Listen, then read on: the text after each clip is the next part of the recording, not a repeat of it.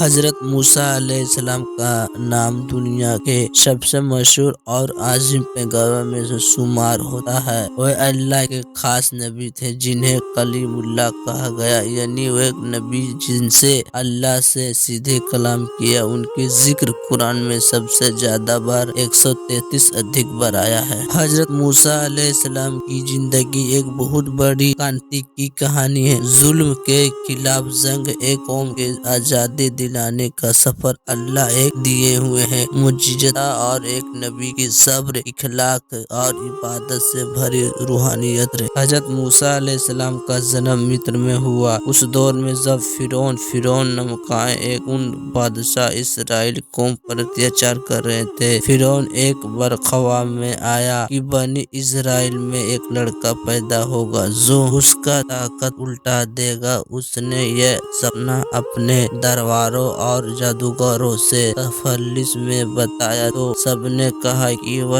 بچہ ضرور اس کی حکومت ہی ختم کرے گا۔ اس ڈر سے فرعون نے حکم جاری کیا کہ بنی اسرائیل کو ہر نوجوان لڑکا کو پیدا ہوتے ہی قتل کر دیا جائے۔ اس دور میں حضرت موسیٰ کا جنم ہوا۔ حضرت موسیٰ کی ماں ایک نیک مومن اور اللہ والی مہیلا تھی۔ انہوں نے بیٹے کی حفاظت کے لیے اللہ سے دعا کی۔ اللہ نے ان کو دلوں میں ڈالا۔ انہوں نے بیٹا کے ایک چھوٹے سے صندوق کو رکھ کر دریا میں نیلوں میں چھوڑ دیا اور اللہ پر بھروسہ کیا۔ اللہ کی قدرت کو دیکھیے کہ وہ صندوق فرعون کے محل کے پاس جا کر ٹھہرا اور فرعون کی بیوی آسیہ کو وہ بچہ بہت پیارا لگ رہا۔ اس نے فرعون سے گزارش کی کہ اسے اپنا بیٹا بنا لو۔ فرعون نے اجازت دی اور اس طرح موسیٰ علیہ السلام کی پرورش ان کے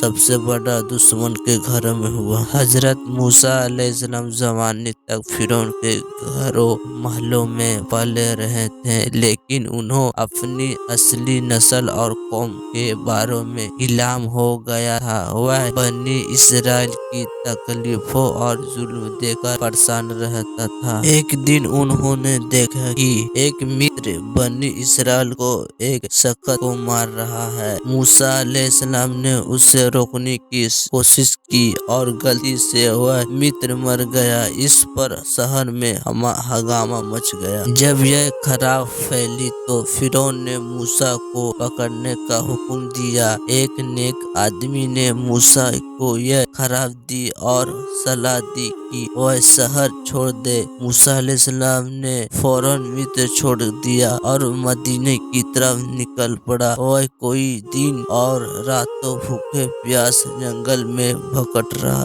تھا۔ مدینہ پہنچ کر انہوں نے ایک کنویں پر کچھ لڑکیوں کو پانی بھرتے دیکھا، لیکن مرد انہیں تنگ کر رہا تھا۔ موسیٰ نے ان کی مدد کی اور ان کے جانوروں اور پانی پلایا، اور لڑکیوں حضرت شعیب علیہ السلام کی بیٹی تھی۔ حضرت شعیب علیہ السلام نے موسیٰ علیہ السلام کی ایمانداری، طاقت اور اخلاص دیکھ کر انہوں نے اپنی ایک بیٹی کا نکاح دیا اور کہا کہ 8 یا 10 سال میری یہ کام کرو۔ حضرت موسیٰ علیہ السلام نے یہ پیشہ کاری قبول کی اور ایک نئی زندگی شروع کی۔ جب موسیٰ علیہ السلام اپنی پتنی اور سامان کے ساتھ مدینے سے واپس مصر جا رہے تھے تو راستے میں طور سینائی نمکائے پہاڑ کے پاس انہوں نے ایک آگ دیکھی۔ وہ آگ لینے کے لیے گئے، لیکن وہ